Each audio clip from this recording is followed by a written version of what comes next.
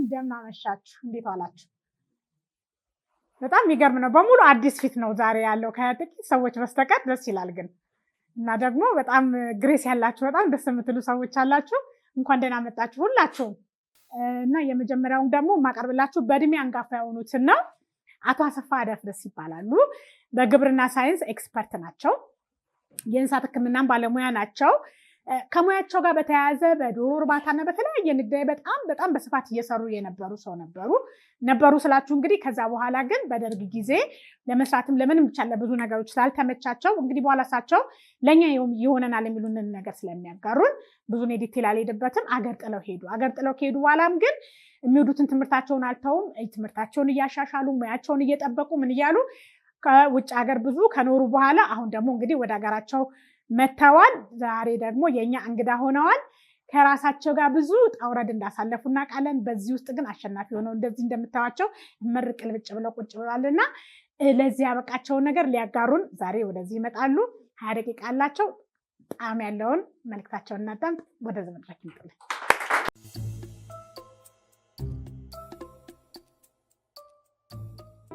ከሚገባኝ በላይ ነው ያስተዋወቅችኝ። እኔ ይሁን ሁሉ አላደረኩም። እኔ የተወለድኩት እዚች ሉሜ የምትባል ሀገር ነው። ግን ያደግኩት ሁላችሁም አታውቁትም፣ ሹሮ ሀገር ነው። ሹሮ የሚባለውን ነገር አሰምታችሁም አታውቁም። ሹሮ ማለት በከፋ ግዛት ውስጥ ያሉ ሻንቅሎች ናቸው። አሁን ሌላ ነው እና ማውቀውን ቋንቋ የሻንቅላ ቋንቋ ነበር እስከ 44 ዓመተ ምህረት በኋላ ነው የተማርኩት አማርኛ። ከዚያ በኋላ ያንን ረሳሁና እዚህኛው ጋር ገባሁ። ኤኒዌይ ዛሬ የተጋበዝኩት ይሄ እንደሚያወራው እርቅ ከራስ ጋር ነው የሚለው። እኔ ከራሴ ተጣልቼም አላውቅም፣ እንዴት እንደማደርገው አላውቅም። ግን እርቅን በብዙ መንገድ ይዤዋለሁኝ። እርቅ ከራስ ጋር የሚለው ብዙ መንገድ ሊያስኬደን ይችላል። አንደኛ እርቅ ከማን ጋር ነው? ምን ሆነን ነው እንጣላው? ከማን ተጣልተን ነው? ሁሉ ጊዜ የሰው ልጆች ቅድም እንደተባለው ችግር ይገጥመናል፣ ራሳችንን እንወቅሳለን፣ ራሳችንን እናጥላላለን። ያ እንግዲህ ምናልባት ጥል ይሆናል። በዚያ ምክንያት እንደገና ራሳችንን አረጋግተን ወደ ሰላም እንመጣለን፣ ታረቅን ማለት ነው። እርቅ ከራስ ስንል እርቅ ራስን ማወቅ ነው። እርቅ በራስ መተማመን ነው። እርቅ ፈረንጆች እንደሚሉት ሰልፍ ኮንፊደንስ ነው። ኮንፊደንስ ሰው በራሱ ከተማመነ በራሱ ላይ ምንም ጥርጣሬ ከሌለው የትም ይደርሳል። እና እርቅን በዚሁ ላቁምና ብዙ ነው ስለ እርቅ ማውራው። ትዕግስት ይጠይቃል። እርቅ ማለት ከወገን ጋር መተባበር፣ ከወንድም ከእህት ከዘመድ አዝማት ከጎረቤት ጋር መተባበር ነው እርቅ ማለት። ከዚያ ከጎረቤቱ ከልጁ የሚጣላ ሰው ከራሱ ተጣላ ማለት ነው። እርቅ ማለት ከሁሉ ተስማምተው ምንም እንኳን የሰው ተፈጥሮ ጠብን ቢፈጥርም እርቅን ራሳችን ይዘን ከጎረቤት ከዘመድ ከአዝማድ ጋር ተፋቅረን መኖር ማለት ነው። እርቅ ማለት ደግሞ ለሌላው አስተዋጽኦ ማድረግ ማለት ነው። ያለው ለሌለው መስጠት፣ ያልተማረውን ማስተማር፣ የሚያውቀውን ማካፈል ማለት ነው እንደማለት ነው የሚመስለኝ። እኔ ኤሌመንተሪ የተማርኩት አፄ ገላውዴዎስ ትምህርት ቤት ናዝሬት ነው። ልክ 5ኛ ክፍል ስደርስ አማርኛም በጣም ተሻሽሏል። ግራዝማች ሳህሉ የሚባሉ ሰው ነበሩ፣ አውራጀ ገዢ። እኔ አድጌ እንደ ግራዝማች ሳህሉ ትልቅ ሰው ሆኜ ባለሸራ ላንድ ሮቨር ነበራቸው። ይህን ሸራ ላንድ ሮቨር እየነዳሁ ወንጂ ገና አልተጀመረም ነበር፣ የወንጂ ስኳር ፋብሪካ። ያን ውሃ ወደ ናዝሬት መሪቼ አገሪቱን አልምቼ እንደው ታላቅ ሰው ሆናለሁ። ግራዝማች ምንድን ነው የሚሰሩት? ምንም አይሰሩም እያልኩ ገና ከ5 ዓመቴ ክሪቲሳይዝ አደረግ ነበር። በኋላ እያደግኩ ሲሄድ እንደገና ትምህርቴንም እየቀጠልኩ ሲሄድ ወደ ጅማ ሄድኩኝ። እርሻ ትምህርት ቤት ከዚህ ዓለም ሄድኩ። እያሄድኩ ሲሄድ ያ አውራጃ ገዢ የሚለው ነገር ቀረና አሁን ራሴን ማሻሻል ሆነ። ራሴን ትልቅ ሰው ማድረግ አለብኝ፣ ትልቅ ሰው መሆን አለብኝ የሚል እምነት ነው። ከዚያ ለአለማ ኮሌጅ 3 ዓመት ከሰራ በኋላ ትቼ ወጥቼ በራሴ ጽናት ዶሮ እርባታ ጀመርኩ።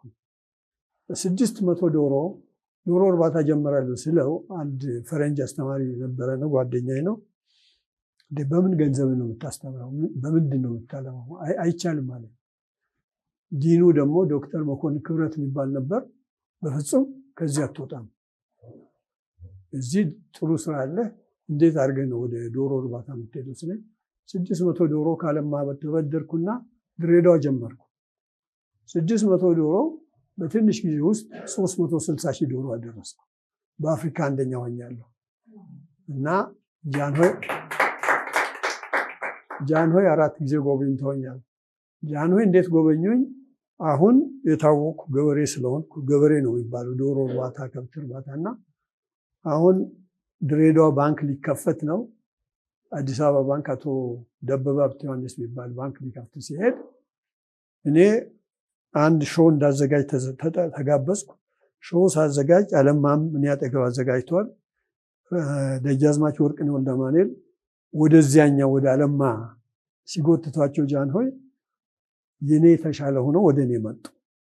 ጃንሆይ ወደ እኔ በመጡበት ጊዜ አሁን ሊያስተዋውቁ ይፈለጉ።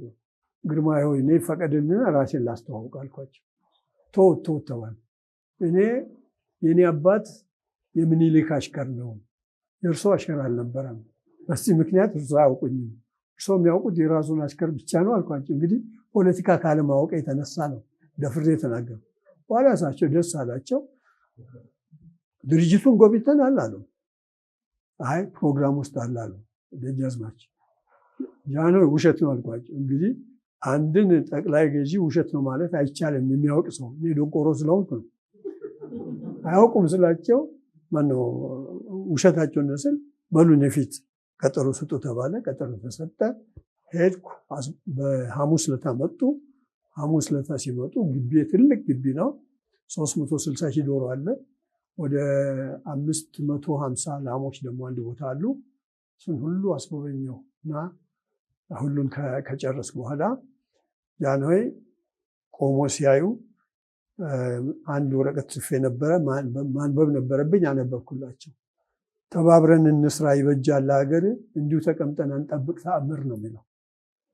በኋላ አቶ ዮሐንስ ክዳነ ማርያም እና ደጃዝማች ማነው ጀነራል አሰፋ ደምሴ አይወዱኝም በአንድ ምክንያት። እነሱ እንድጠፋ ይፈልጋሉ። ማታ ለጃንሆይ ያ ሰውዬ ኮሚኒስት እኮ ነው አሏቸው። በኋላ ጃንሆይ ተቆጥቶ በማግስቱ ተጠራው። ጠራ ሄድኩና እነሱ ይጠብቁኛል።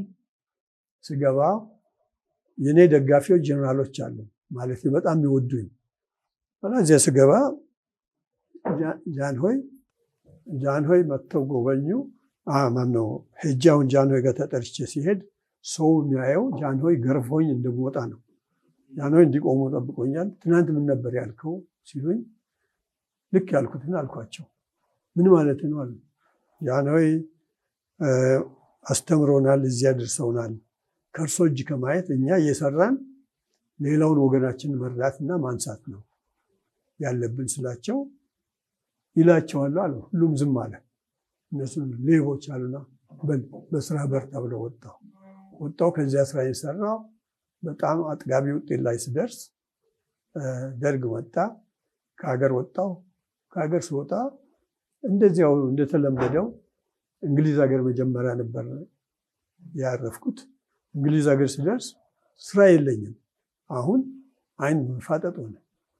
በኋላ እንደ አጋጣሚ ኦክስፎርድ ዩኒቨርሲቲ አንድ ፕሮፌሰር የእሱ ረዳት ሆኜ መስራት ጀመርኩ። ስሰራ እዚያ አንድ ቀን እኔ እና እሱ ነጭ ልብስ ጋውን ለብሰን ነው የምንሄደው። ሌሎቹ ተራ ልብስ ነው የሚለብሱት፣ ለቡና ማለት ነው።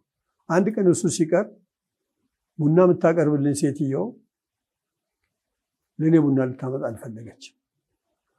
በኋላ ገብቼ ቢሮ ቁጭ እንዳልኩ መጣችና እንደው ለምን ጥቁር ሆነ እዚህ ከየት መጣህ አለችኝ።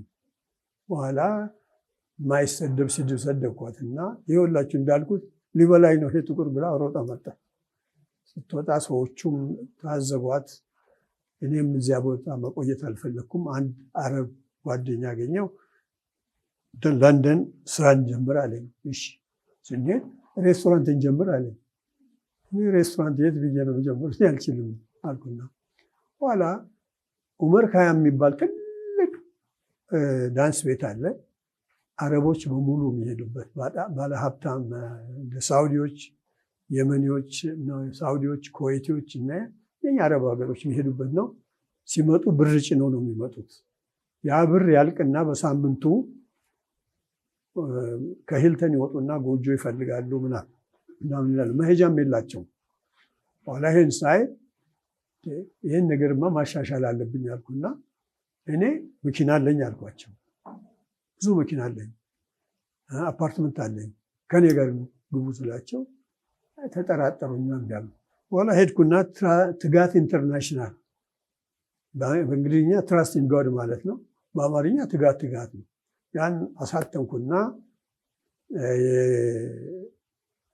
የቸርችል ልጅ ትልቅ ሰው ነው፣ ከሱ በጣም እተዋውቃለሁ። ከእነዚህ ከሳውዲዎች ጋር አስተዋውቁኝ አልኳቸው። ከሳውዲ ጋር አስተዋውቁኝ። በኋላ ፕሮፖዛል ጻፍኩና ሳውዲ ላኩ። ሳውዲ ስልክ በቃ አንተ ተቀበለ ነው። አሁን መኪና የሚያከራዩ ሰዎች ጋር ሄጄ ማአት ሮልስ ሮይስ፣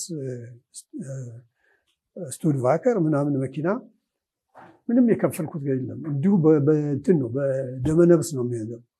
በኋላ እሺ ያሉና ሰጡኝ። ምክንያቱም ያለኝ መሰላቸው። አሁን አንድ ሰው 10,000 ፓውንድ ሰጠኝ። በዚያች 10,000 ፓውንድ ወዲያ ወዲህ ስል መኪኖቹ ተሰበሰቡ። አሁን አረቦች ሲመጡ አረቦች እንቀበላለሁ። እኔ አልነዳም፣ ሾፌር አለኝ። እኔ ራሴ አንድ ሌላ መኪና አለኝ። ሾፌሮቹን አመጣቸዋለሁ፣ ማነው እሰጣቸዋለሁ። በሾፌር ይሄዳሉ። ሆቴል መሄዳቸው ቀርተው እኔ ያዘጋጀሁት አፓርትመንት ይሄዳሉ። አፓርትመንት ሲሄዱ እያንዳንዱ መኪና በቀን 200 ፓውንድ ነው ከፍለው።